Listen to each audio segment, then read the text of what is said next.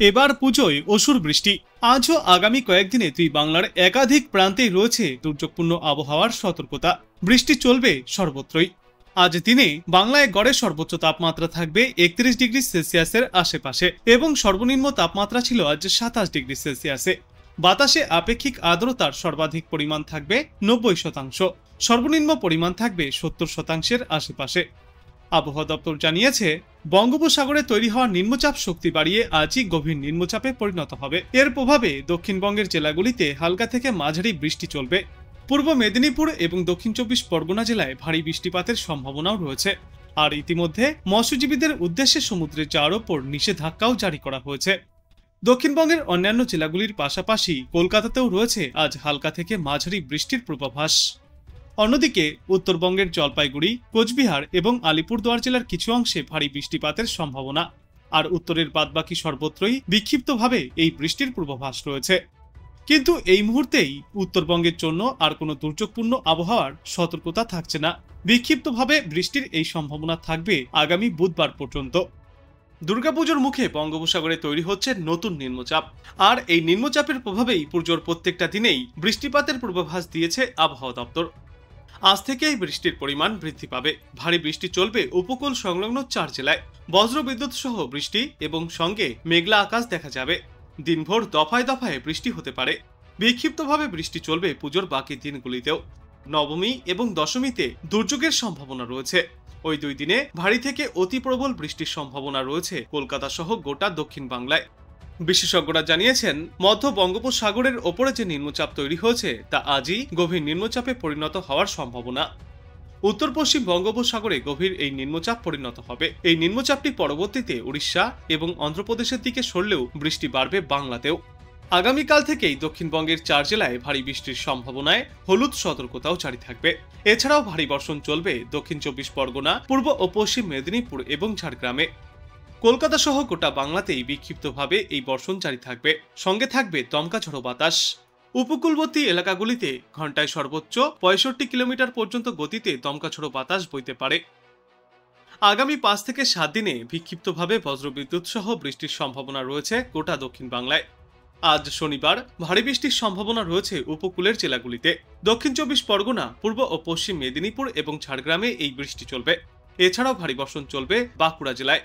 কলকাতাতেও মাঝারি 2-1 পশলা বৃষ্টিপাত জারি থাকবে।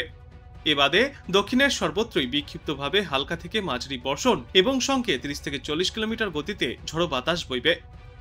উত্তরবঙ্গের 2টি জেলাতেও আজ রয়েছে ভারী বর্ষণের সম্ভাবনা। জলপাইগুড়ি এবং আলিপুরদুয়ার জেলাতে বিক্ষিপ্তভাবে এই ভারী বর্ষণ চলবে।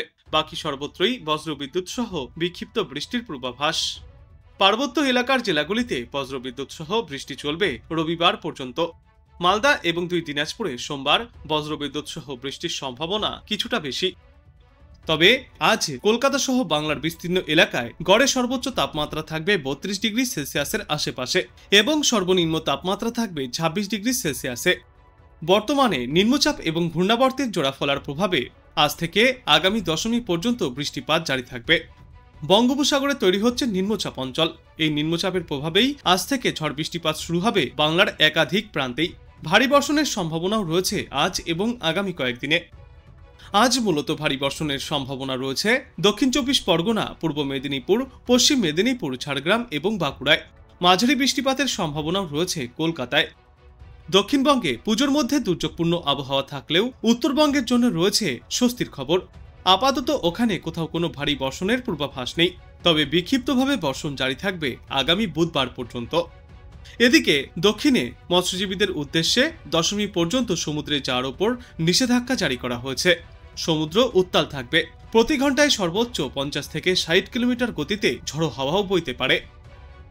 আগামী 24 ঘন্টাতেই নতুন করে উত্তর পশ্চিম এবং মধ্য বঙ্গোপসাগর এলাকায় একটি নিম্নচাপ তৈরি হবে, যা ক্রমশই পশ্চিম দিকে এগিয়ে যাবে।